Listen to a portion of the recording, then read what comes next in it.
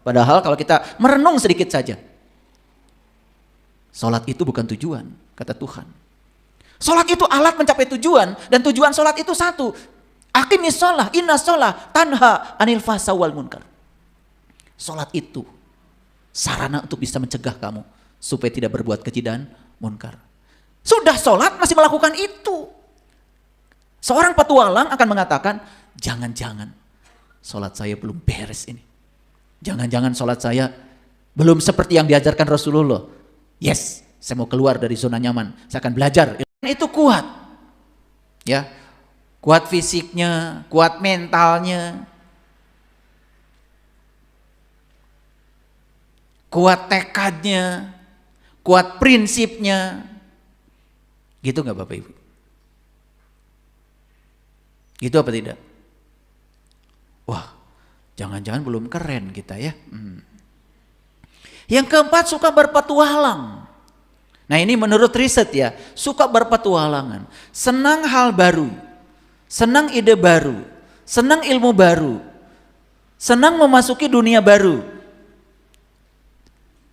Jadi jangan kayak katak yang tinggal di sumur tadi itu. Berpetualangan. Kayak burung elang. Saya sering bertanya itu, sudah kemana aja selama hidup?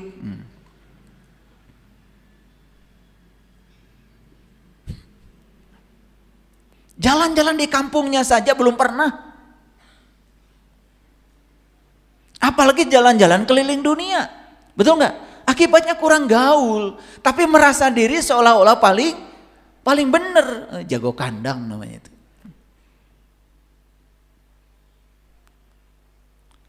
Suka nggak Bapak Ibu berpetualang? Yes. Saya yakin Bapak Ibu yang berani dengerin ceramah saya itu petualang. Karena ceramah saya ini sangat berbahaya. Karena kalau dengar ceramah saya, Bapak Ibu jadi sadar. Itu bahayanya. Itu bahayanya dengar ceramah saya. Karena ceramah saya bukan ceramah agama biasa. Ini adalah hipnoterapi, mengubah sudut pandang. Mengajarkan bagaimana kita berpetualang. Makanya hanya orang yang berani tersesat yang selamanya tidak akan pernah tersesat. Dan orang yang takut tersesat akan diam di rumahnya, tidak mau belajar hal baru, hanya belajar hal-hal lama yang diulang-ulang, yang sudah usang dan tidak berguna. Coba saya nanya, Bapak Ibu sudah tahu kan, sholat rajin ngomongin orang rajin, betul? Sholat rajin bohong rajin, sholat rajin menghujat orang rajin. Karena tidak mau berpetualang, tidak mau mendengarkan hal baru, menganggap seolah-olah sudah selesai, betul? Padahal kalau kita merenung sedikit saja, sholat itu bukan tujuan, kata Tuhan. Sholat itu alat mencapai tujuan, dan tujuan sholat itu satu. Aqimis sholah, inna sholah, tanha anil fahsya wal munkar. Sholat itu sarana untuk bisa mencegah kamu supaya tidak berbuat keji dan munkar. Sudah sholat masih melakukan itu.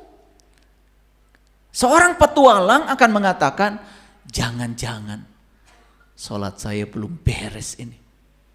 Jangan-jangan sholat saya belum seperti yang diajarkan Rasulullah.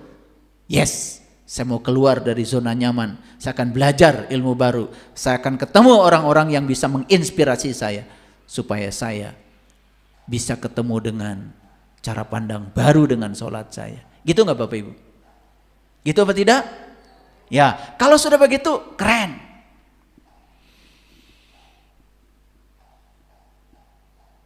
Indonesia aja 34 provinsi.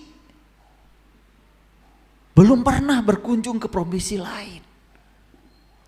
Jawa Barat saja begitu banyak kabupaten. Belum pernah. Waduh. Boro-boro ilmu baru. Tempat baru aja belum pernah kita kunjungi. Makanya kurang pengalaman. Ya. Saya sering mengatakan kalau di komunitas saya, sebetulnya kamu ini masalahnya kurang piknik aja, saya bilang. Ya, karena kurang piknik jadi sakit-sakitan, ya toh? pegel-pegel, cepat tua. Penyakitnya itu pasti ya vertigo. Karena jarang pergi ke perempatan. Tigo terus. Ya. Hanya sampai di pertigoan. Jarang-jarang jalan ke perempatan, ya itu penyakitnya juga vertigo. Bapak Ibu, ya, berpetualang. Wih, luar biasa.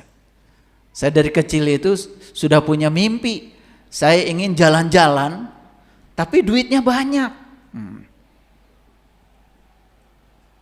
Ternyata begitu saya sudah besar, banyak orang yang minta diantar ke satu tempat. Ada yang minta diantar umroh, dibayarin kan? Pulangnya malah dibekelin. Ada yang minta, saya ingin tahu rahasia Borobudur. Boleh. Udah ya. Ongkos hotel tanggungan kami. Jalan. Tapi saya bilang ya, saya nggak biasa. Kalau hotelnya lebih jelek dari rumah saya. Oh tenang. Ya tenang. Jadi tidak pernah ngasih hotelnya losmen, penginapan, nggak pernah.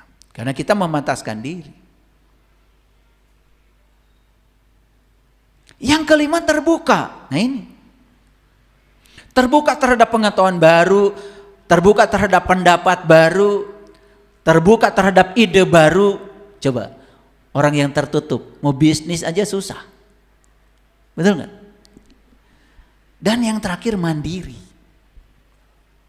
Ini menurut riset nih. Orang keren itu ekstrovert, hedonis, kuat, suka berpetualang, terbuka, mandiri. Kira-kira Bapak Ibu masuk nggak jadi orang keren? Masuk? Ya, OTW. Udah bagus gitu ya. Nah itu. Jadi harusnya kita belajar agama, belajar spiritual dari dulu itu. Harusnya kita ini hari ini sudah keren harusnya. Loh kok sudah belajar lama gak keren-keren. Belajar agama malah jadi tertutup terhadap orang lain. Merasa kelompoknya paling benar. Betul gak? Betul apa tidak? Iya. Bukan mandiri. Malah jadi cengeng, bergantung pada orang lain. Bahagia aja harus bergantung pada situasi. Kalau dia bisa mengendalikan situasi yang di luar dan cocok dengan maunya dia, baru bahagia. Terus gimana mau keren kayak gini?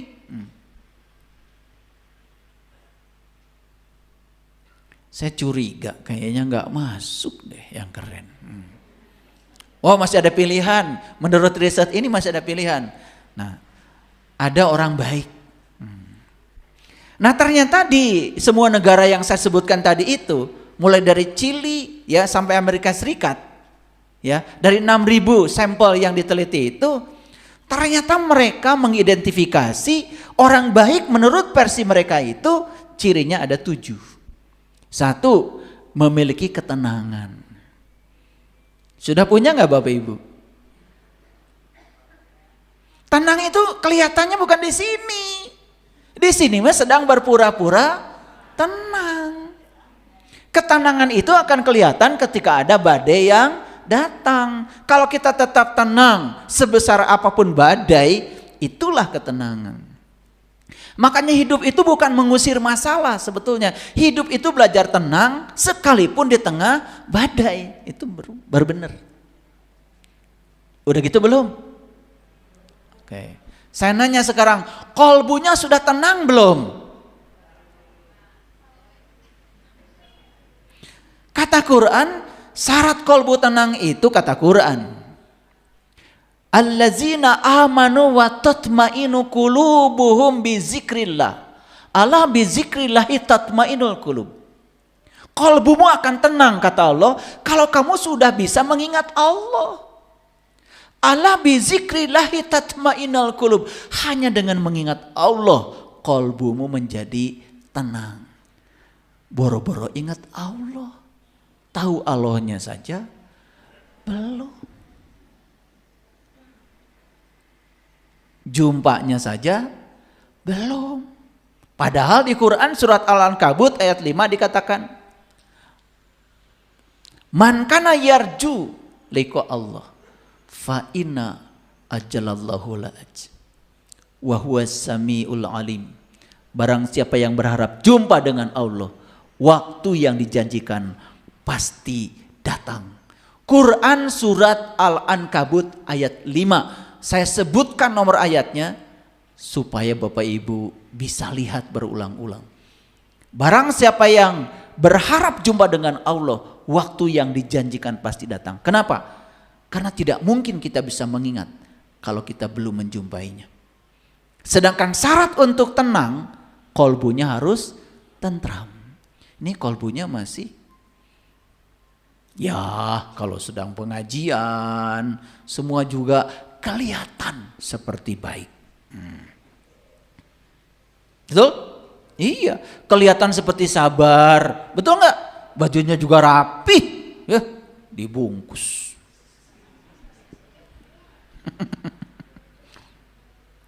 Aslinya kalian tuh bukan di sini. Bukan. Aslinya kalian itu di rumah, di jalan. Di situ. Aslinya kalian itu di kehidupan nyata. Di situ kelihatan siapa diri. Dan lebih kelihatan lagi ketika kita sedang mengalami sesuatu yang tidak kita inginkan. Dan ciri orang baik itu memiliki ketenangan. Masuk gak Bapak Ibu? Menurut riset ini, orang baik. Yang kedua, menurut riset ini memiliki ketelitian. Teliti. Makanya saya sering mengatakan kalau di keluarga saya, kalau kita masih gampang ditipu orang, itu tanda bahwa kita masih bodoh. Teliti itu kan kebalikan dari ceroboh. Saya suka membuat acara. Kalau di komunitas saya rutin ada acara, khusus acara ke alam. Misalkan naik gunung.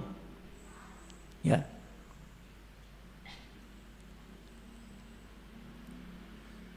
Saya bilang ketika mau jalan, perhatikan satu langkah di depan. Itu aja. Kalau habis naik gunung kalian jatuh, kalian tertusuk duri, ada luka di kaki, itulah hidupmu, saya bilang. Jadi saya membaca karakter dia dari cara jalan aja, udah kebaca. Kalau orang yang teliti, gak mungkin ketusuk duri. Bayangkan, satu langkah di depan aja, dia sudah tidak waspada. Karena dia sedang memikirkan 1000 langkah. Pengen cepet sampai, pengen paling duluan, akhirnya buru-buru. Coba, karena buru-buru, dia gak teliti. Akibatnya apa? Kalau di peserta itu ada yang ketusuk duri aja, pasti saya panggil. Kamu hidupnya belum beres. Awalnya nggak nerima sama saya. Gimana soal ketusuk duri aja bawa buah hidup katanya. Itu gambaran. Teliti. Kalau dapat ilmu teliti. Dapat kajian teliti. Membaca ayat teliti. Nanti saya tunjukkan. Bentar lagi. Gak ceroboh. Karena semua yang mencelakakan kita itu adalah kecerobohan. Ceroboh. Mau makan? Teliti. Ini makanan yang saya santap itu kepentingannya buat apa?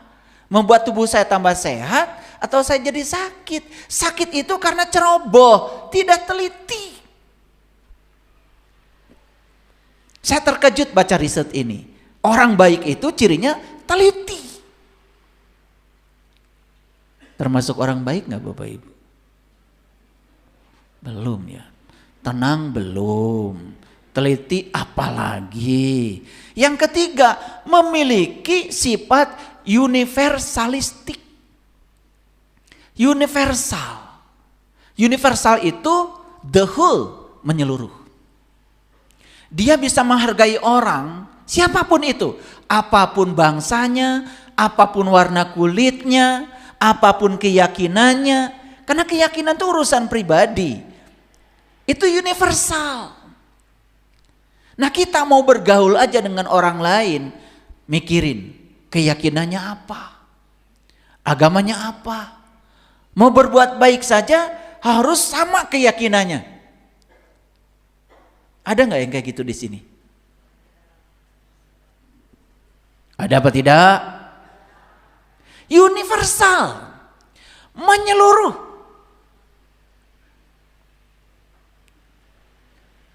Yang keempat, memiliki kepribadian yang menyenangkan. Cuma sekali-kali bikin kuesioner deh, ibu-ibu, dengan teman-teman, pakai WA aja. Apakah keberadaan saya di grup ini menyenangkan atau tidak? Pilihannya A, menyenangkan, B, tidak, atau tambah lagi, menyebalkan. Perlu sekali-kali meneliti. Jangan menganggap diri kita seolah-olah itu. Jangan menilai diri, biar orang lain menilai. Kalau orang lain mengkritik, ya sebetulnya ibu ini menyebalkan.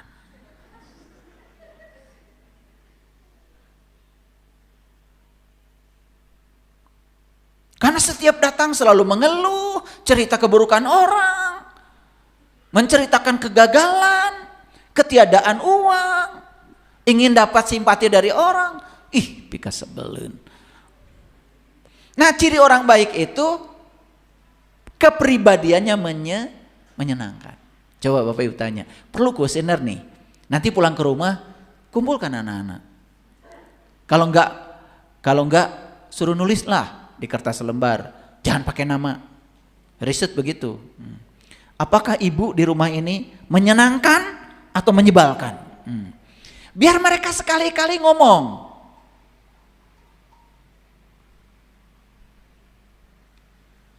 Ibu ini cerewet, suka cari-cari kesalahan. Nanti anak ngomong loh. Saya punya cucu 10 tahun. Saya ajak dialog. Kadang-kadang saya juga suka kaget. Karena apa? Dia itu berani mengumumkakan. Karena kita sudah bilang, kalau Yayah panggilnya kakeknya ini Yayah. Gak boleh panggil kakek, biar saya merasa muda. Jadi kalau anak saya panggilnya ayah, kalau cucu-cucu panggilnya Yayah. Gitu. Biar saya merasa muda, karena merasa muda itu kekuatan. Panggil kakek, ntar pakai tongkat. Betul nggak? Jadi saya suka buka forum gitu. Ya, coba dari Yayah apa yang tidak disukai sama Aji? Sering kaget itu, karena apa?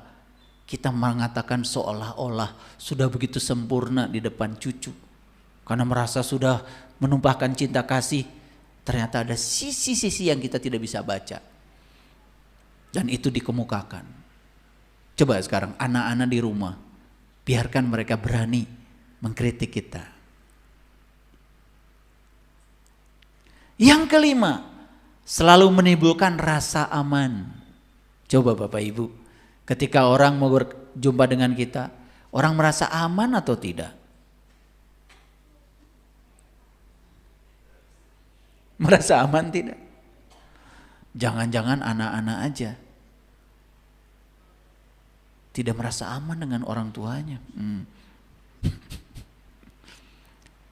Yang keenam, bersifat tradisional. Nah, ini yang mengejutkan dari riset ini. Bersifat tradisional. Tradisional itu kan artinya menjunjung tinggi nilai-nilai budaya di mana dia tinggal. Senang dengan tradisional. Ya, kita sudah kehilangan jati diri kita. Betul nggak? Baju kita aja udah tidak sesuai dengan baju leluhur kita.